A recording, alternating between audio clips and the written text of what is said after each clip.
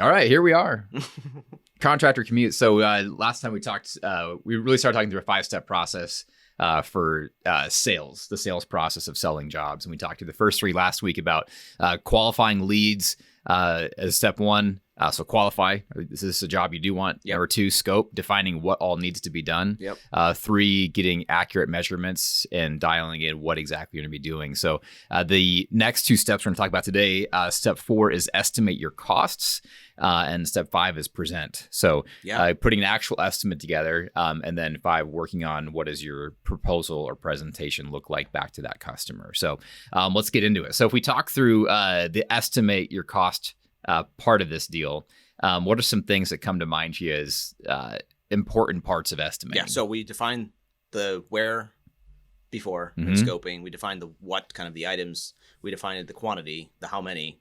So now that we've got that defined, now we need to figure out what it costs us to do it. So we have a good context of what's being done. So we've already solved that. So now it's just a matter of really estimating costs. And so I want to get into a few things that are just shortcuts to help us create accurate estimates quicker. So one of the things we run across all the time in construction, not every trade has the same velocity of moving targets, like the customer involved in every choice. If you're doing plumbing work, they're not choosing out as many things as you might be doing if you're doing a custom kitchen or something like that, where there's cabinets and paint and all the rest of it. Anyway, these are selections, right? I mean, what does the customer want? And when you're trying to estimate a project up front, that takes a lot of effort to get all of that stuff determined. What's being done, these selections. And so a shortcut and a way of really not just gaining more speed, but also helping us protect ourselves from losing money on things is use a thing called an allowance. If you use allowances, you're familiar with this, but essentially it's like growing up as a kid. What's your allowance? But it's a budget, right? I mean, it's something we allow the customer as a budget, as a placeholder for a particular line item or selection on our bid. So that might be like a faucet. We're going to put $150 in for a faucet. You might choose a $600 faucet, or you might choose a $60 faucet. We don't know. But we're just going to put a placeholder there, and then we're going to show the customer a list of all those allowances of saying, okay, we'll allow this much for the faucet, this much for your tub, instead of saying we want Kohler model, 2210 sink and et cetera. It takes a lot of time to come up with all of that. So that's a shortcut, but it also protects us from cost overruns, that thing of indecisive customer, or they don't know what they want, or they change their mind.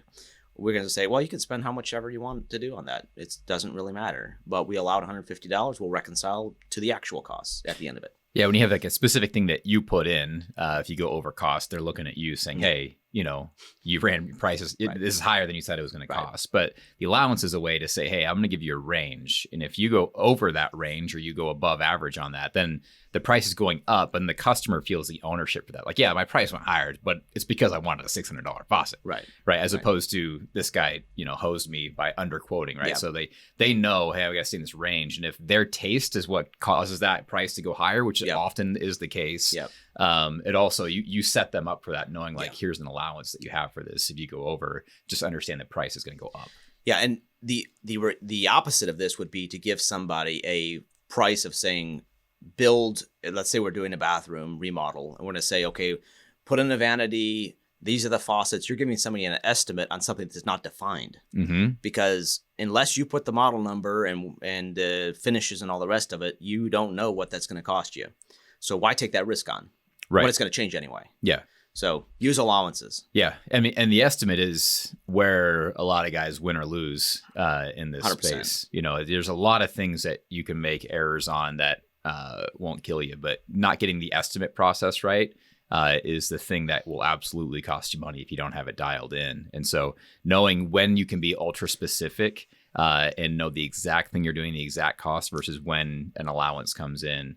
And we've talked to guys who've got different methods. If you're, trying to get as much of a fixed price up front, you're trying to get all those selections defined early on in the process.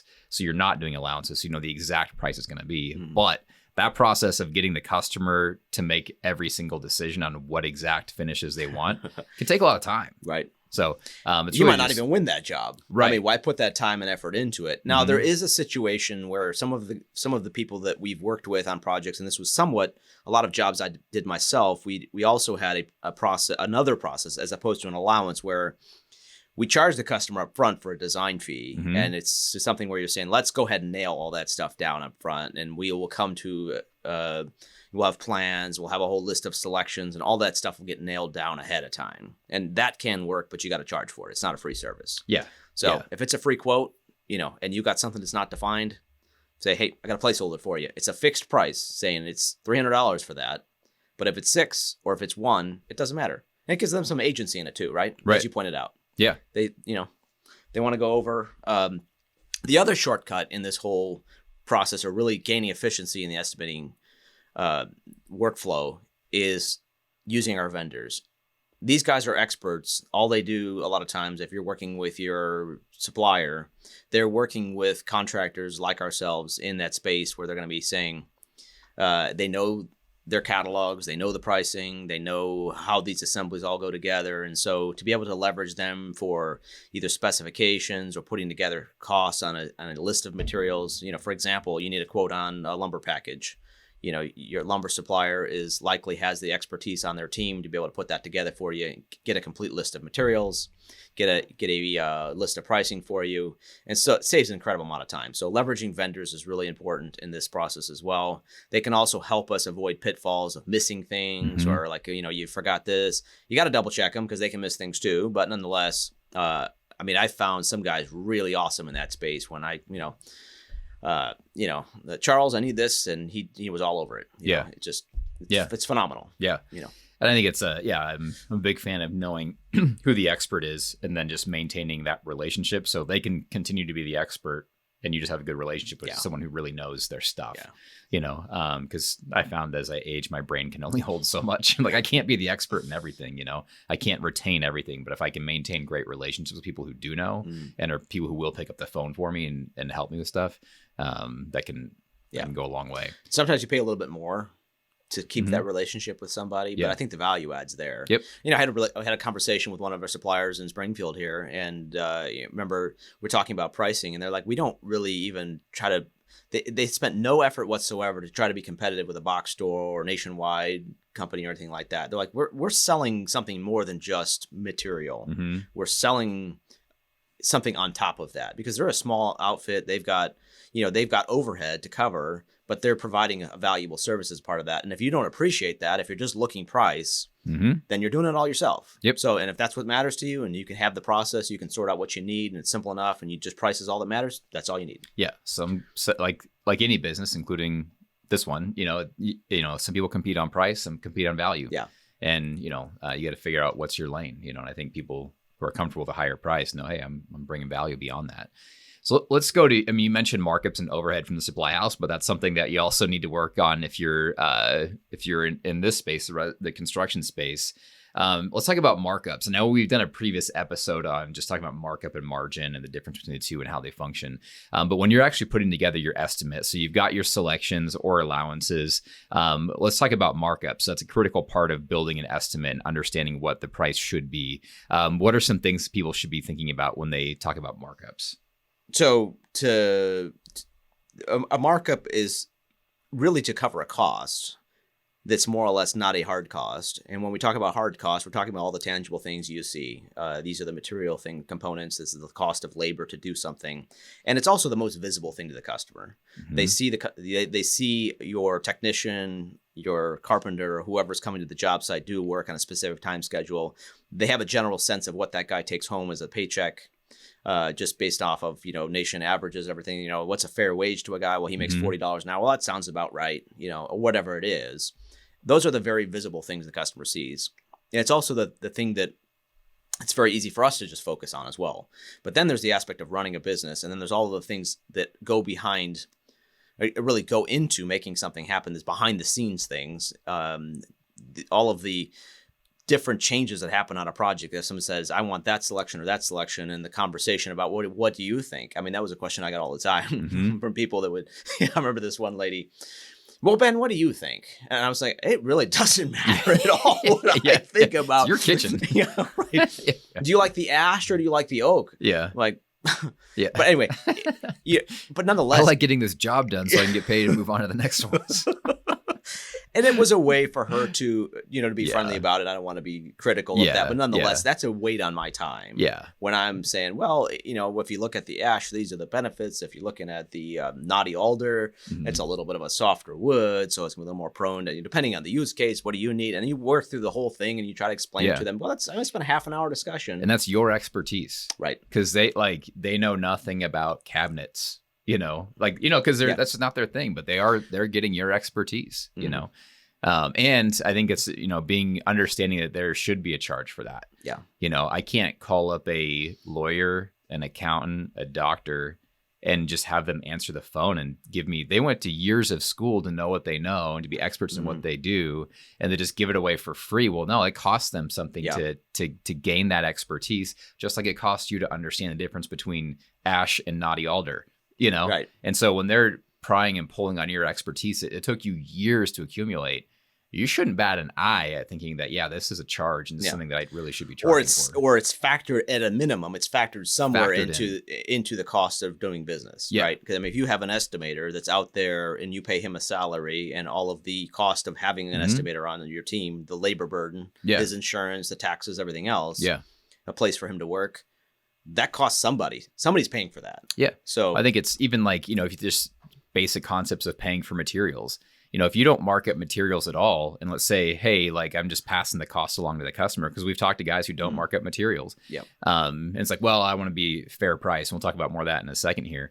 But the customer didn't provide the materials for you. They didn't drop off the lumber in their front yard. They didn't, they didn't haul the toilet up 2 flights of stairs to get it to where you need to install it. Like it took you time and effort and equipment to get it there. Like you have a truck for a reason. You needed to buy that trailer. They couldn't have moved the lumber from Home Depot to there. I mean, it's simple things, but you could, because you put money into having the equipment to move material. And that might sound overly simplistic, but I think a lot of times you don't think about that. You took time, effort, and money to have the capability to even move material. That they didn't have. Let's talk about mindset a little bit on that too, because I've seen a couple of attitudes come out in all this. One is, you stupid customers don't understand how hard we work behind the scenes doing all this thing. It's kind of an adversarial thing, where it's almost like people have no idea how much effort we put into their stinking job. Yep. Well, they don't. Right. Who's that on though? It's not. It should not be an adversarial thing. It should be something we sell. It's something that we're just letting people know. We've got, this is part of what you're getting with our services. This is part of what you're paying for. But to the point of estimating, we can talk about kind of the mentality behind it. But that's a huge point, though. I mean, that's a very, very big deal, because we do get that way, adversarial about it. And it's like, no, if you're adversarial about it, the solution normally is better communication. Yeah, 100%. Yeah. So. But in figuring out what the soft costs are, really the cost of doing business, I think we have to have a good handle on what's a hard cost, what's the labor cost, what's the material.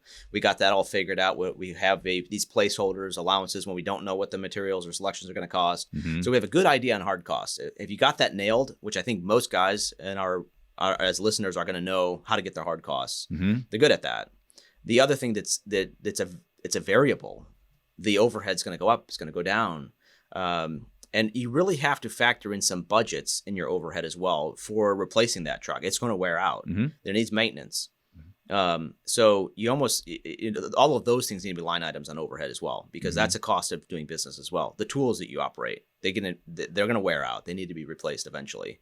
So then there needs to be something further than just what did I spend last month? It's what's sustainable as a business as well. Right. So how do I replace the saw? How do I replace the saw blades and things like that? And a lot of times we don't even bill those to a job. The saw blades in the saw, and we just go and do it. So it gets missed. So having your total expenses, and now we know, okay, well, this is what the cost of doing business is. We need to make sure that we don't miss the math on this one. We've got a great article on the website about overhead calculating. There's another podcast episode about calculating overhead.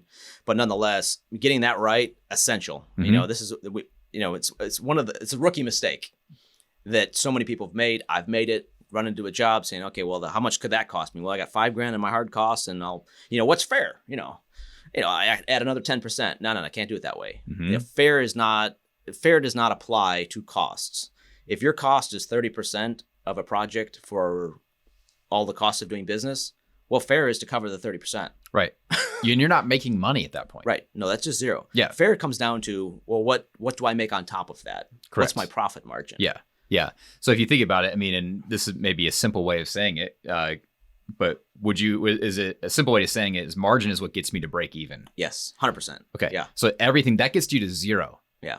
Okay. And then we talk about margin, which is your actual profitability, which is what's actually puts money in your business's bank account, right? Because if you don't do margin, you're not even getting to zero. Yep. You get to zero. Okay, great. That's cost of doing business. The next step is margin, which is actually making money, which is why we're all doing this to begin with. You haven't made money until you've covered your markup, and then you start putting in margin. So let's talk about margin, why it matters, and how you bake that into your estimate. Specifically, we have a margin for overhead. We have a margin for profit. Yeah. So, I mean, profit margin. Profit margin. Okay. Yes. Tracking with you here. Okay. So, the aspect of profit is really something that's very easy to neglect, because this is after you get paid as a business owner. Yes. So after your team's paid, after your tools are paid for, your truck's paid for, your office expenses are paid for, after everything's paid for, that's anything on top of that is profit.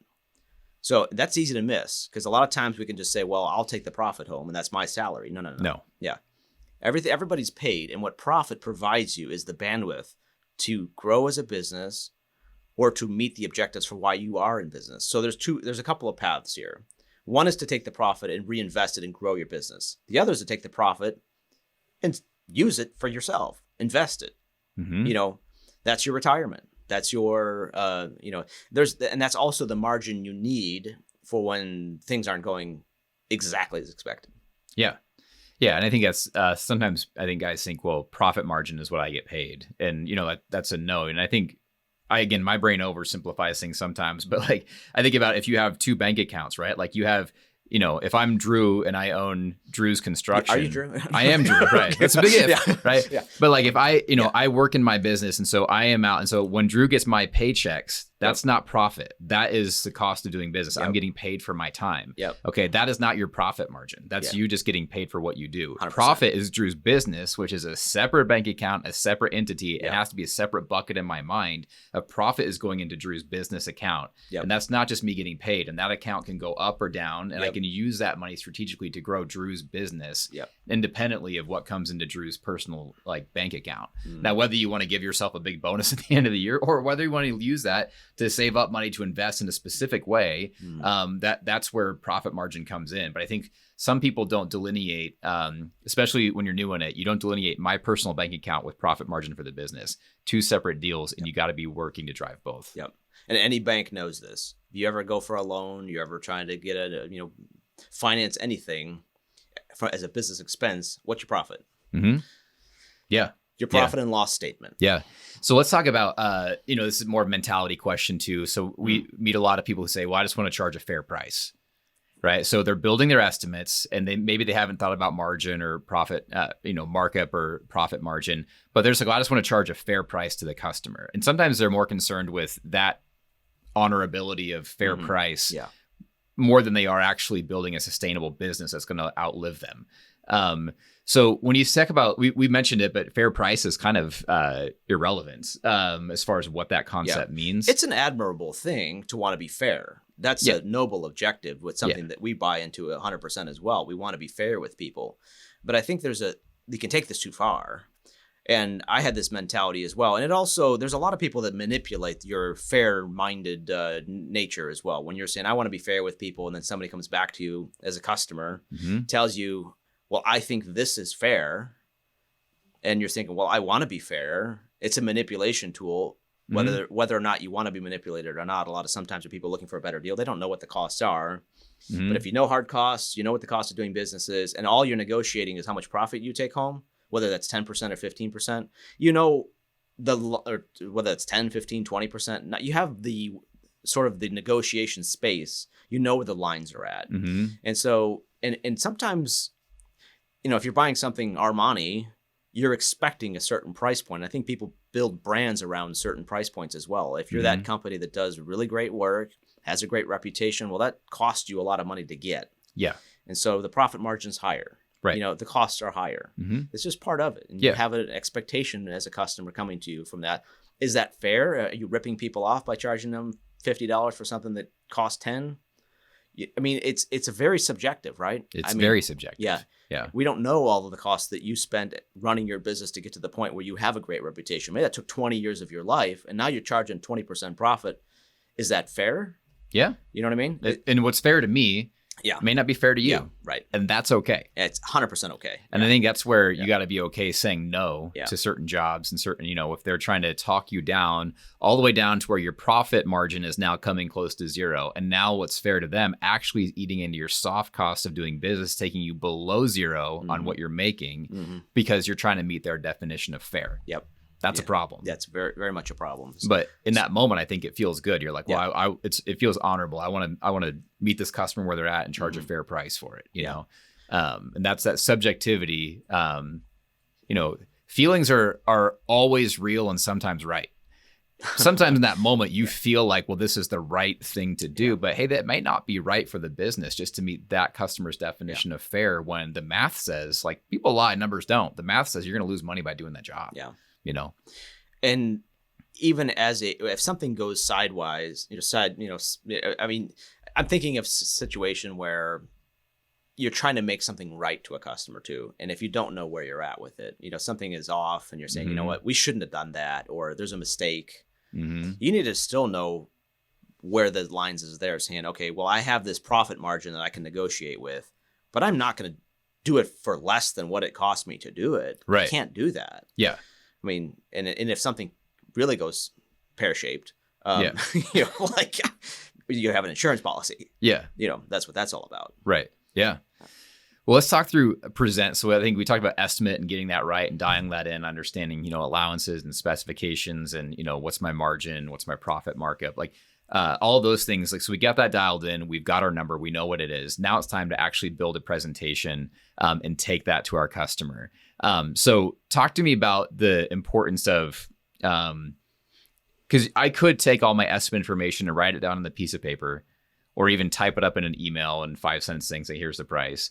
Or I could take the time and build a more professional presentation. Let's talk about that and why presentation matters to the customer. So we have this 5-step process that we've talked about in starting off with just, is this the right customer I want to work for, all the way to presenting your package to them of saying, this is what we're going to do, this is how much it's going to cost you, and this is why you want to use us to do it. There's also a level where we think about, well, that's a lot of work to present ourselves in a very detailed way. Everything's specified very clearly. The details of what, where, and how much are very clear. You don't do that ad hoc. It's not something you could just throw together. And so we get busy, particularly when if somebody's an owner or operator type of a mindset or type of a company, solo guy, where you're having to do all this yourself. You don't want to go spend several hours building a proposal. It's just a frustration.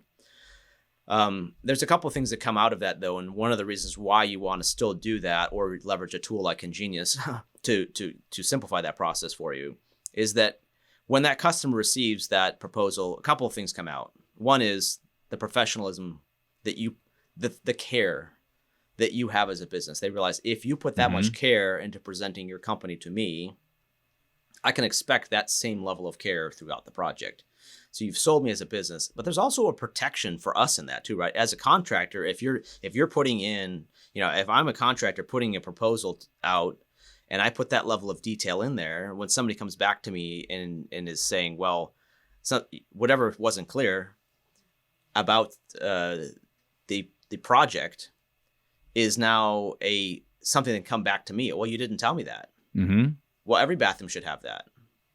Instead of just saying, well, this is exactly what's included and no more. Right. And that's a protection to us as well. I've had several projects where I've made shortcuts, just saying, okay, well, you know, and even when I put a lot of effort into it, you know, there's 1 or 2 lines missing in there and somebody comes back saying, well, it's kind of assumed you're going to take care of that. You said build a wall. Yeah. You didn't say how, you know, just right. build a wall. Yeah. Yeah. Well, those assumptions can get you, Oh, man. but if you haven't, again, we've talked about this multiple times, Yeah. a theme, I think, for us, but setting expectations like, hey, Yeah. here's exactly what to expect. Yep. And when that's super clear on both sides, yeah, that proposal makes you look great because it's clean and professional, but it's also, you're right, it covers you to be like, no, this is an agreed upon thing. Yep. Because it's not just a proposal to look good, it's also a contract, correct? Yep, 100%. And that really ties back to our whole estimate as well, because now we're also saying these are the costs.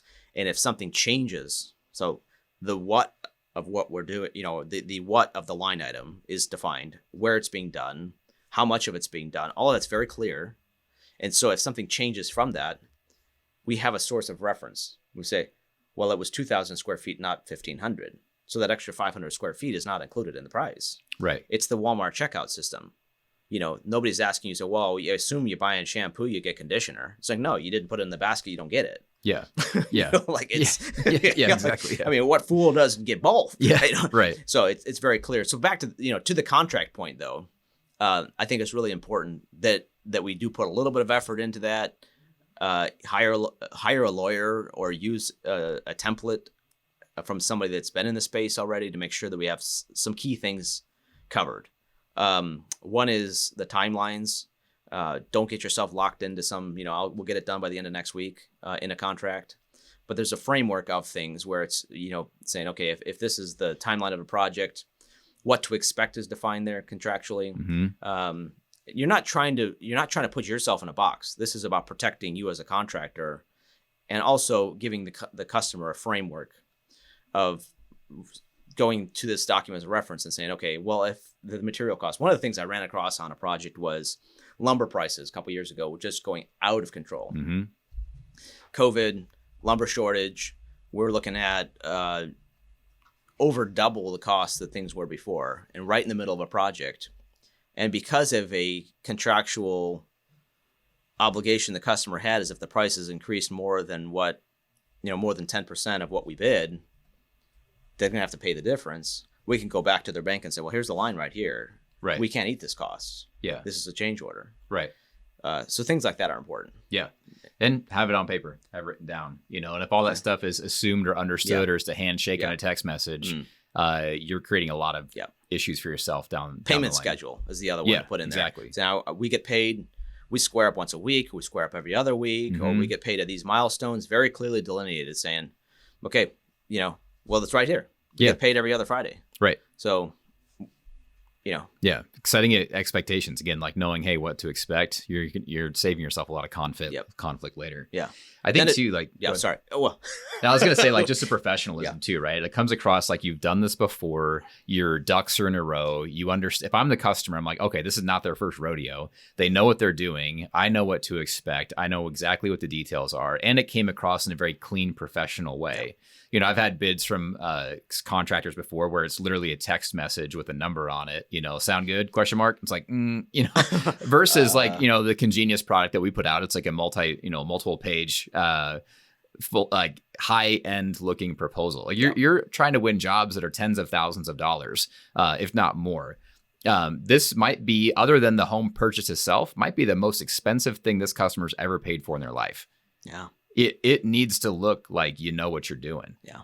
And you build trust. And I think, how you do one thing is often how you do all things. And if I do my proposal with excellence and detail, then that communicates as a type of person who is going to be in my house and do what they said they're going to do with excellence and attention to detail.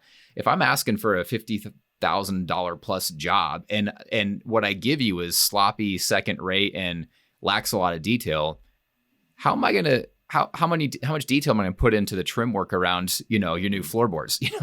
I'm saying, like, those are the things where it's like, I think it communicates something. We talk about what you communicate versus what you convey, and you communicate things, but you convey a lot through how you communicate. And really that proposal is a communication tool that conveys, I'm worth the price I'm asking for. There are unspoken things that people are more or less making assumptions based off of what they get there. Yeah. And that presentation is so crucial. I actually had built a template when I was building and integrated that into our product today in ConGenius software that's specific to helping people get through this 5-step process of having a professional proposal at the end. And that thing sold. I mean, people came, looked at jobs and said, wow, we have 4 bids. You're the highest one, but we're still going to go with you because you know what you're doing. Yeah. Whether we did or not. I mean, it conveyed a professionalism. It conveyed experience. Yeah. You don't come up with that in an afternoon. Yeah. Of course, these days, there are gimmicks. There are, people that more or less take shortcuts, right? Yeah. That are trying to create a look that they don't have. And that will bite us too. I think there's also an alignment we need to have. There's a caution here. Mm-hmm. If you're new to business, or if you're new to a construction business and you say, okay, great, I want that amazing professional quality, all the details and everything else, but you don't know what it takes to really deliver. Yeah, don't oversell. Don't oversell. Yeah. Yeah. And I mean, I've done that before. I was, the salesperson. Yeah. It's amazing. We are clean. We're accurate. I don't know what I said. Yeah. I don't know what I said back there. I just got caught up in the moment. Yeah, right. And then next thing you know, actually my crew is horrible. Yeah. I haven't trained them. We're just figuring it out, instead of just being honest with people. So yeah, I think honesty does need to be a guiding principle in all this too. Yeah. Being straightforward with people is, at the end of the day, way more important than being polished. Right. Yeah. And I think we talked to the Successful Contractor. That's a great YouTube channel that's out there a couple weeks ago. And one of the things he said that stuck out to me is like, hey, if you're just getting started, he went to a market where he had experience, but then he moved to a new market and didn't know anybody or anything. He's like, when you're new to a market or a space, he's like, don't focus on being the cheapest, focus on being the most professional. He's like, I'm trying to build reputation, get referrals. No one knows me from anyone. I got 0 Google reviews, in this new market. He was like, I had the option of saying, I'm just going to go do a bunch of cheap work to try to get my ratings up and try to get some referrals, or I can go be the most professional person out there and go win some, high-end jobs that were appropriate to his skill level. I mean, it's not his first. He knew what he was doing. He was good at the craft. But I think that's a temptation is like when I'm new, let me just go do the cheapest stuff I can. But a different approach might be focus on being the most professional. I know I've said this on the podcast before, but the cheapest jobs I've done have been for the worst people. We set expectations right up front. You're a cheap, conniving customer, and I'm a cheap, schmuck of a contractor. It's kind of the relationship. It's kind of assumed. Right. You're like, we're both going to try to gouge each other. Yeah. And I'm coming to the relationship saying, no, I want to take care of you. I want to be fair and all the rest of it. I'm just a sucker. I'm ready to stomp like a June bug in this contest. Well, we've talked to, a lot of contractors who are like, man, I'm successful. I'm booked 6 months out. And I'm but we look at their pricing models. We're like, hey, you're booked 6 months out because you're the cheapest and people know that you cost less than everybody else. And we've seen their work and it's good. Right. And so sometimes being booked that far out may not mean that you're a great business person. It might mean that you're a schmuck, Right. And so, take that for whatever it's worth. You got to decide for yourself which one you are, and great people are booked like that far in advance too. Like, don't get me wrong, but sometimes it's like, well, wait a minute. If there's, supply and demand ratios, 100%, you know what I mean? Yeah. There's so much demand for my work. It might be because, I've made it too cheap. And you do not want to win every job. Let's talk about just some outcomes from all of this. You go through this process. What's the outcome? Should you be expecting to win every job? No. You should expect not to. In fact, that's kind of back to this whole point you're bringing up. If you're putting out 5 bids, you win 5, there's a problem. Yep. Because it's inevitable. I mean, there can be situations where your reputation is so strong, but even in that case, right, you're undervaluing your service because your reputation is so strong. The price needs to be the point of saying, I should be charging enough where there's a hesitancy. Absolutely. Because all of that costs you something. Correct. It costs you a lot to get that good a reputation. Yep. And you put in late nights, long hours, think about working for free. Yeah. All the things you built up over the years to get that good. It cost you something. And that is what they're paying for is you paid a price for it, Back to the doctor lawyer thing you brought up. Yeah. It's easy for us to look at the doctor and say, what? Yeah, he's probably $200,000 in medical school debt or whatever. Oh, way more than that these days. Yeah. Yeah. But to your point, it's a lot of money. It is a lot of money, and I think they're worth it. Right. So I think, you go through this process. Well, let's not start up controversy. It's controversy on the show. Exactly. Yeah. Doctors, overpriced or not, discuss. Yeah. Healthcare system, overrated or not. Yeah. But I think go through that 5-step process. You shouldn't be winning all of your jobs. It helps you target it and winning the right jobs. 100. And also that mentality, if you're not going to win everything, you're not the right guy for everybody. But for the ones that you want to win the jobs that you want to win. And know this, that there is more than enough work for everybody. Yep. Even if someone says no, they gave someone else yes. Even in a down economy, whatever market you're in right now, there's more than enough work. It's about finding that work and finding the right kind of work that helps you accomplish your goals. All right, we're done. Yeah. And that's why, And honestly, that's part of like what we're doing, at ConGenius, right? Like it is about taking someone who's great at their craft and then giving them a simple tool to work to create and follow a simple step-by-step process to make sure they're selling the right jobs, winning them more, saving them time, making more money, and increasing their margins to appropriate levels of their skill. Most guys don't want to be behind a computer or working with software per se. That's what we're building it for, to, hey, let's give you something that helps you represent yourself well and make the right kind of profit margin that's commensurate to your skill level and what you do. And that's why ConGenius exists, and that's what we're building for. Yeah. And it's a very personal thing for us. I mean, it really stems from, we're talking about all the hard work and experience going into our audience and being able to pull off something very professional, to be able to get something done that's just beautiful at the end of it.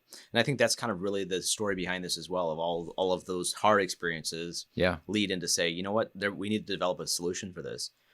This smarter software concept is something that's kind of missed. I mean, software's kind of like, oh boy, like so complicated, as opposed to being like, oh, I love it. So obviously that's the goal here. And the goal for, hopefully this content's useful for somebody. I mean, a lot of you guys are very, very, very good at this process, know a lot about this. We can learn from even listeners. So comment on this. We'd love to get some feedback too. Yeah, absolutely. Cool. Well, thanks for giving us a listen. That's this episode of the Contractor Commute. We'll catch you guys next time.